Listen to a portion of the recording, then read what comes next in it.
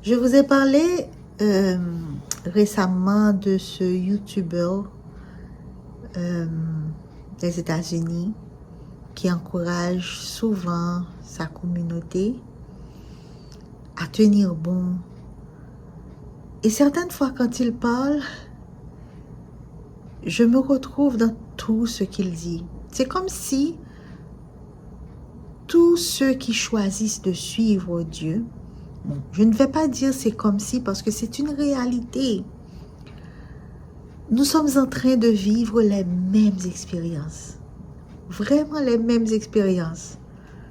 Je n'ai pas de mots pour expliquer à quel point il y a beaucoup de cohérence. Quand tu entends un frère ou une sœur parler de ce qu'elle vit dans sa marche avec le Christ, tu te dis, mais c'est étonnant, c'est la même chose. Eh bien, pourquoi toutes ces similitudes? C'est parce que nous sommes en train de nous diriger, de diriger nos regards sur une seule personne. Quoique nous soyons un peu partout dans le monde, mais nos regards sont sur une seule personne, le Christ, Dieu. C'est la même chose en fait. Et n'oublie pas aussi que nous avons un ennemi commun qui utilise les mêmes tactiques. Certaines fois, j'entends des veines parler de comment ses proches, la famille, devient comme une pierre d'achoppement. Comment ces personnes qui étaient supposées être là pour aimer, pour entourer, ces personnes deviennent des ennemis. Et peu importe là où tu passes à travers le monde, tu vois les mêmes choses, tu vis les mêmes choses. Et ce qui est intéressant, c'est que la Bible, il n'y a rien qui échappe à la parole de Dieu. C'est des choses qui existent. C'est des événements, c'est des expériences que des enfants de Dieu ont vécues à l'époque de la Bible. Donc, mes amis, surtout mon ami, je m'adresse à toi aujourd'hui pour te dire que dans tes moments de souffrance, Dieu était toujours là. Dans les moments où tu as été humilié, où tu étais confuse, Dieu était toujours là. Il ne t'a jamais abandonné. Tu as beaucoup souffert, mais Dieu était toujours là. Alors, aujourd'hui, je suis venue t'encourager parce que il y a beaucoup de changements qui se passent dans la vie d'un disciple de Christ. Beaucoup de changements. Parce que, décidément, ayant reçu le Christ, tu ne peux plus rester comme avant. Tu ne peux plus être comme avant. C'est comme dans Jean, Jésus dit que les morts se réveilleront à ma voix. Tu vois, la voix de Christ est capable de ressusciter les morts. Et là, justement, il parle des morts spirituelles.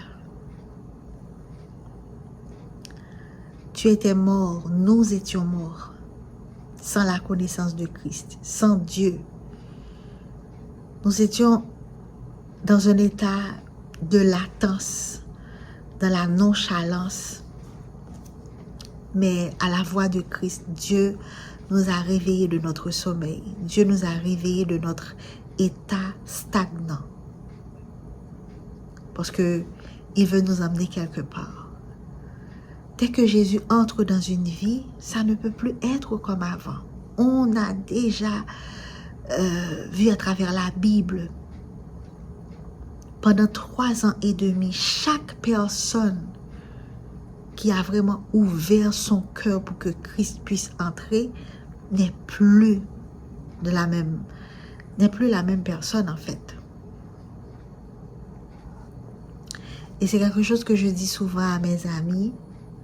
même les rois mages qui étaient venus visiter Jésus, il n'y a aucun doute que ces personnes-là qui étaient des magiciens, qui étaient probablement des hommes qui adoraient d'autres dieux avec petit d, c'est sûr qu'après avoir rencontré le Christ, même si le Christ était un bébé à l'époque, à ce moment-là, ils ne sont plus retournés chez eux de la même manière parce qu'ils ont vu le Christ. Et donc, voilà tout ce que le Christ fait. Voilà tout ce que Jésus fait. Il nous réveille de notre sommeil. Il ressuscite les morts. Alors, mon ami, avant, tu souffrais. Avant, tu étais troublé. Avant, tu vivais dans la confusion.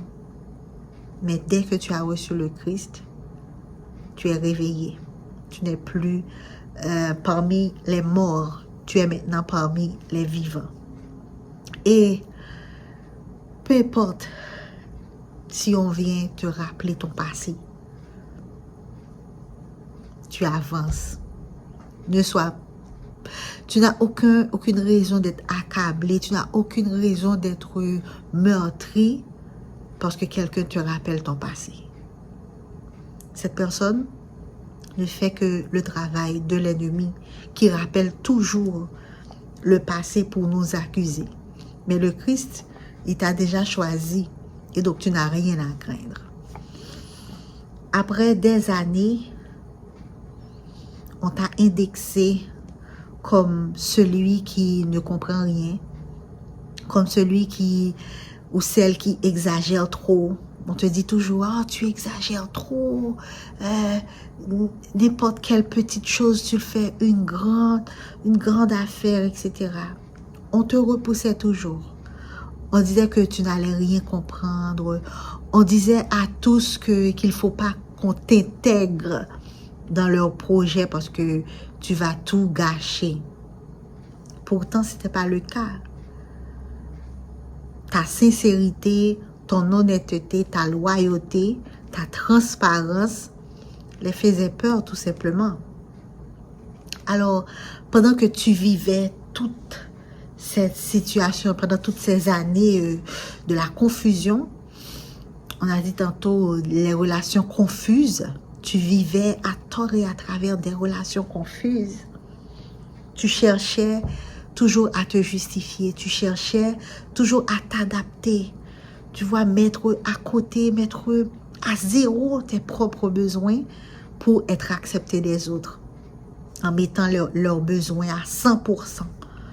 Tu voulais aussi prouver qui tu es vraiment, parce que à l'extérieur, il donne un narratif vraiment négatif sur toi et tu veux prouver le contraire. Tu vivais dans cet état d'esprit, te justifier, t'adapter. Tu veux prouver le contraire de ce qu'on dit de toi.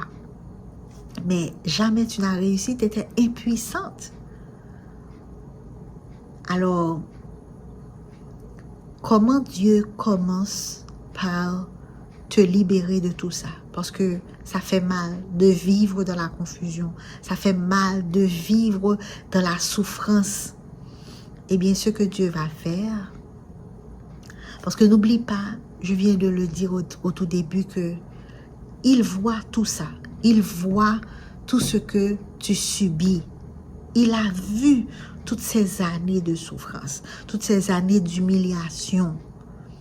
Mais le jour où il dit c'est assez, ce qu'il fait, il commence à t'ouvrir les yeux. Il ouvre tes yeux. Il ouvre tes yeux spirituels et tu vois d'entrée de jeu que tu n'étais pas en train de combattre quelqu'un fait de chair et de sang, comme il est dit dans la Bible. Nous ne sommes pas en train de combattre contre la chair et le sang. Nous sommes en train de combattre contre les esprits mauvais, ceux qui ne veulent pas que nous avancions, ceux qui ne veulent pas que nous habitions dans la lumière. Alors, Dieu t'a ouvert les yeux sur beaucoup de choses qui n'allaient pas chez toi. par exemple, tu étais quelqu'un, je ne sais pas comment on dit ce mot, ce terme en français. Je remercie tous ceux qui vont entendre cette vidéo et qui pourront m'aider dans le commentaire. Comment on dit en français people pleasing? Quelqu'un qui veut plaire tout le monde, tu vois. Dieu t'ouvre les yeux sur cette attitude chez toi qui n'est pas bien. Tu veux plaire à tout le monde au détriment de toi. Dieu ne te demande jamais de faire ça. Mais toi, tu voulais le faire parce que tu as un bon cœur déjà, mais tu ne savais pas comment aimer pour de vrai. Parce que il te manquait cet amour pour toi-même. Il te manquait aussi ce que Dieu pense de toi. Du moment qu'on ne sait pas qu'on a de la valeur, on cherche de la valeur des autres. On cherche que les autres nous valorisent. Et pour avoir cette satisfaction, cette validation, on est prêt à tout. Donc, on était très trouble, comment je pourrais dire ça? Très toxique, je dirais, c'est le mot qui me vient, avec nous-mêmes également, notre relation avec nous-mêmes. C'est pas seulement une relation troublée, confuse avec les autres, mais nous avions aussi une relation confuse avec nous-mêmes, une relation confuse avec Dieu également. Donc, c'est ça, quand on est mort spirituellement, on vit dans cette confusion. Confusion envers nous-mêmes, confusion envers Dieu et confusion envers nos semblables. Donc, du coup, Dieu nous ouvre les yeux sur cette attitude qui n'est pas bien. Chercher la validation des autres. C'est pas bien. Alors, tu commences à faire des recherches sur ce que ça veut dire et comment améliorer cela, comment sortir de cet engrenage. Dieu t'aide à observer ces traits-là chez toi et t'aide dans le processus du changement. Quelque chose d'autre que Dieu ouvre tes yeux sur, c'est l'auto-justification. Ah, je dois vous dire que c'est récemment que j'ai compris que pendant des années, je vivais une vie d'auto-justification puisque je me sentais accusée tout le temps, puisque je me sentais indexée par les autres, comme si les autres te voient comme quelqu'un qui n'est pas correct, comme quelqu'un qui n'est pas, qui n'a pas tout son, comment je pourrais dire ça? J'ai pas trouvé le mot. Comme quelqu'un qui n'est pas, en créole on dit quelqu'un au monde qui pas t'aime. Tu vois, quelqu'un qui manque de confiance en elle, tout et tout. Quelqu'un qui ne se connaît pas vraiment. Et donc, les autres te voient comme quelqu'un qui manque quelque chose, ou parce qu'il manque beaucoup de choses. Alors, toi, tu te connais, tu connais ton cœur, tu veux te justifier. Tu vis dans cette logique-là, te justifier, montrer aux autres que tu n'es pas ce qu'on pense. Alors, Dieu t'aide à voir ce point-là chez toi, cette attitude qui n'est pas bien, et te dit, il faut changer. Une autre chose encore que Dieu ouvre tes yeux, c'est sur l'auto-adaptation. Tu voulais à tout prix t'adapter aux autres, et comme je viens de le dire tantôt, au détriment de toi-même. Donc, Dieu ouvre tes yeux sur cela. Tu ne peux pas t'adapter à toutes les situations. Ce n'est pas toutes les situations qui requièrent que tu t'adaptes. OK? Et donc, par le Saint-Esprit, il ouvre tes yeux sur ce qui est prioritaire. Lui, toi-même. Et ensuite, les autres selon ce qui est possible. Alors, Dieu t'aide à voir cet aspect-là chez toi et il t'aide aussi à mettre des limites, à mettre des barrières maintenant pour ne pas être trop accessible. Parce que on peut être accessible mais pas à tout le monde. Parce que certaines personnes sont tellement mal intentionnées. Certaines personnes sont tellement imprégnées de pensées qui ne sont pas bonnes. Alors, on perd notre énergie à vouloir nous adapter à ces gens. Parce que ces gens, malheureusement, à cause du mauvais esprit qui est en eux, ils sont là que pour te bouffer. Et toi, tu perds ton temps. Dieu ouvre tes yeux sur un autre aspect de chez toi. C'est le manque de confiance. Tu manques de confiance en toi pendant toutes ces années parce que tu souffrais trop. Tu étais dans une fragilité constante. On te critiquait, on te jugeait pour tout ce que tu faisais. Et imagine un enfant qui vit des années dans une situation comme ça. L'enfant ne se connaît pas. L'enfant n'a pas conscience de ce qu'il est capable de faire parce qu'il est jugé tout le temps. Et c'est comme ça que il y a manque de confiance dans la vie de cette personne. Donc Dieu t'ouvre les yeux afin que tu puisses voir que tu manquais de confiance en toi, tu manquais de confiance en lui également. Parce que quand il dit dans la Bible que tu es une créature merveilleuse, c'est vrai, c'est parce que tu l'es pour de vrai. Il veut que tu aies confiance dans cette parole. Je serai avec toi, je ne te lâcherai pas.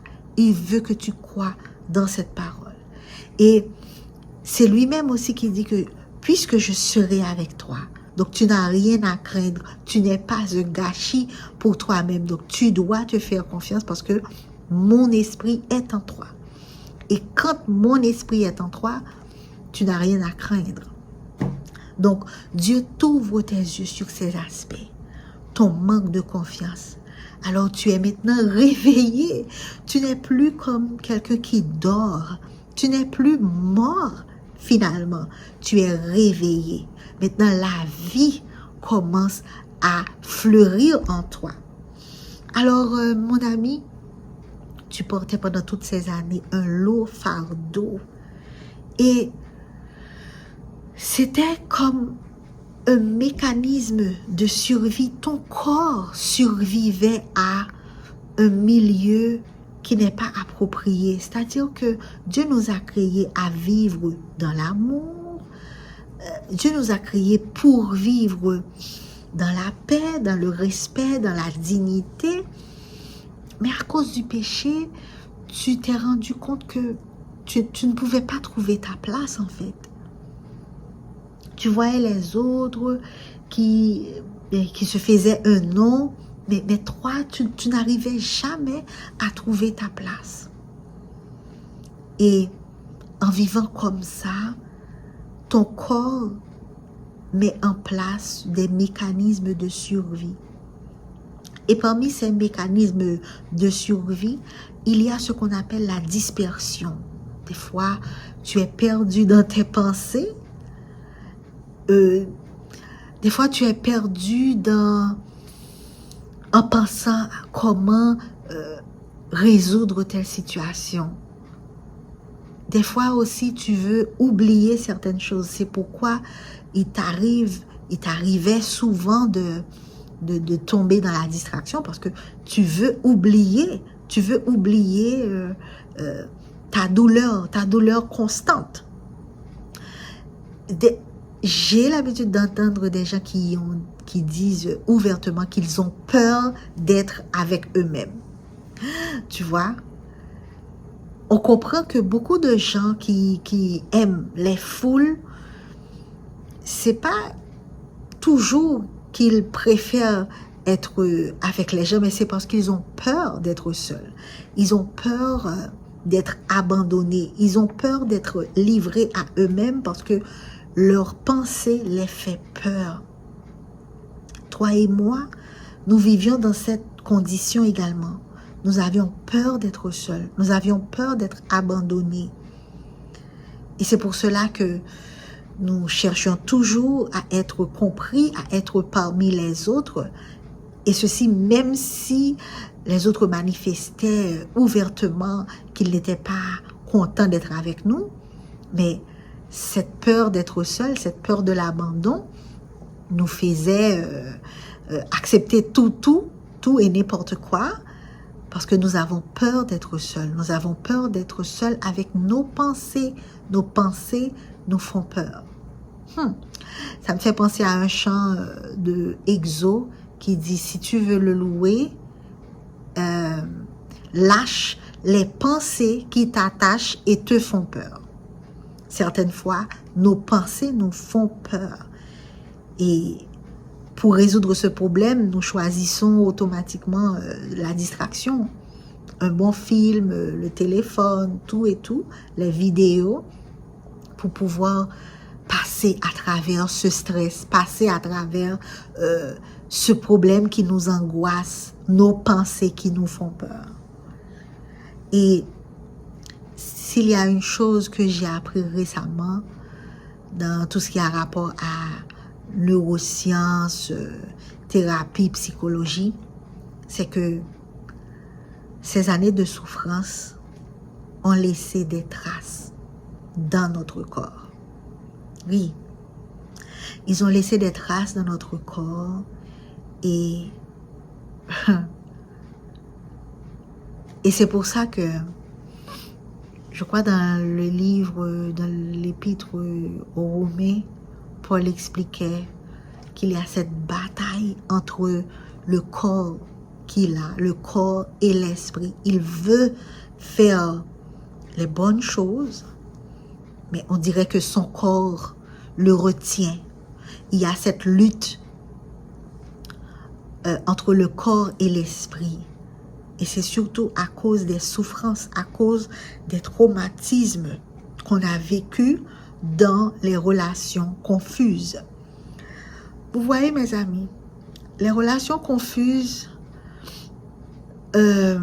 sont des relations qui entraînent des traumas dans la vie de quiconque les vit. Et donc, quand on parle de trauma, les gens pensent souvent à un accident, quelque chose d'horrible qui passe et puis ton corps réagit. Mais aujourd'hui, les neuroscientistes et tous ceux qui étudient ces choses t'expliquent que il y a ce qu'on appelle les micro-agressions. Les micro-agressions, c'est-à-dire des petites choses qui ne semblent pas être trop graves, mais qu'on subit. La négligence émotionnelle, tu vois, je sais pas, on te fait honte publiquement, et puis on te fait comprendre que c'est pas grave. Mais ça, c'est une micro-agression, malheureusement. Tu dis que tu ne comprends pas telle ou telle chose, et puis on te dit, ah, tu ne comprends rien, toi, tu ne comprends jamais rien. On te repousse.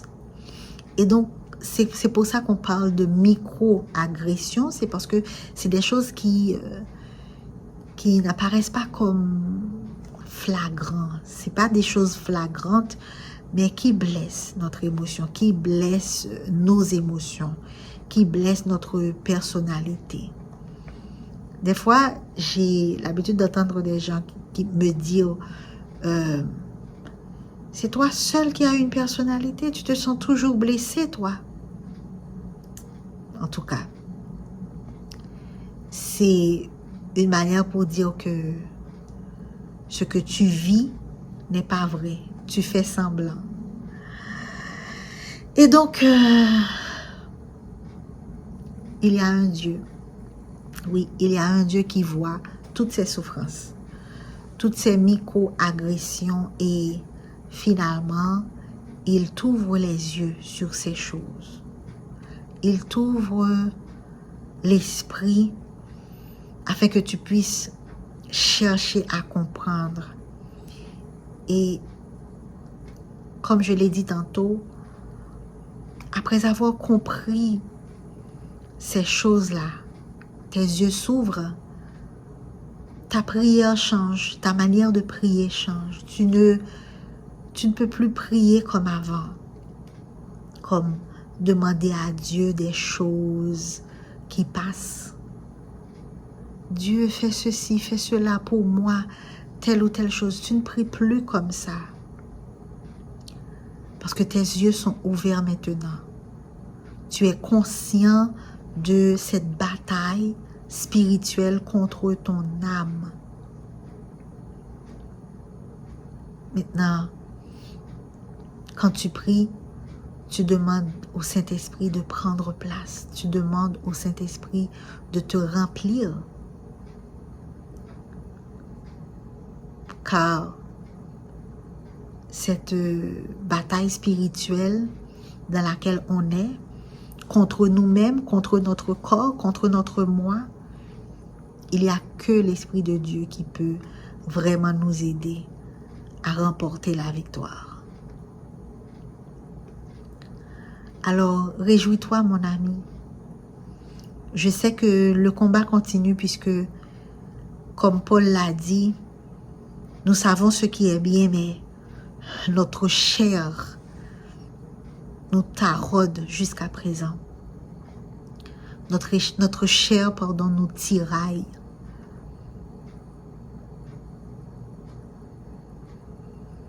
Sois confiant que celui qui a commencé cette bonne œuvre en toi l'achèvera. C'était tout pour aujourd'hui, mes amis. Sachez que, puisque vos yeux s'ouvrent maintenant, puisque vous commencez à voir les choses qui ne marchent pas, qui ne marchaient pas,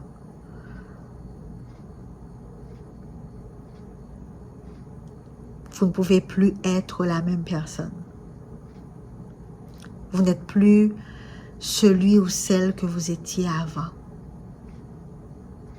Parce que vos yeux maintenant sont ouverts. Non seulement vos yeux sont ouverts, mais le Saint-Esprit aussi vous aide, nous aide à poser les limites maintenant. À ne plus chercher à nous justifier, à garder le silence, puisque le combat, c'est lui qui s'en charge. Alors nous apprenons maintenant à faire silence. Nous apprenons à lâcher prise.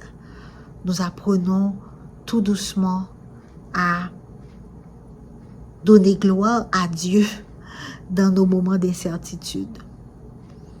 Et l'une des choses très importantes que Dieu fait pour nous, quand il nous réveille de notre sommeil, de notre mort spirituelle, c'est qu'il nous communique l'amour. C'est fou. C'est sûr que je vais vous en parler dans une prochaine vidéo, mais notre amour pour les autres augmente. Notre amour pour ceux qui nous ont fait du mal augmente naturellement parce que puisque nous avons un nouveau cœur, ce nouveau cœur n'est pas capable d'haïr, ce nouveau cœur n'est pas capable de concocter des projets pour faire du mal. C'est un cœur qui est prêt à aimer, que nous avons reçu de Dieu. Maintenant, nous prenons le temps d'être patients avec les autres, d'être patient avec ceux qui ne comprennent pas et d'intercéder aussi pour ceux qui nous ont fait du mal, pour ceux qui nous ont traités de manière méchante. Nous avons compris le message de Jésus quand il disait « Priez pour ceux qui vous maltraitent. Faites du bien à ceux qui vous ont fait du mal. » Si vous ressentez cet amour, malgré toutes les souffrances que vous avez eu dans le passé de la part de gens autour de vous, sachez que c'est Jésus même qui vous a réveillé de votre sommeil, de votre mort. Vous sentez cet amour vibrer pour eux, cette compassion. Alors oui, c'est Dieu qui vous a réveillé. Bon, je vous laisse et à bientôt pour une prochaine vidéo.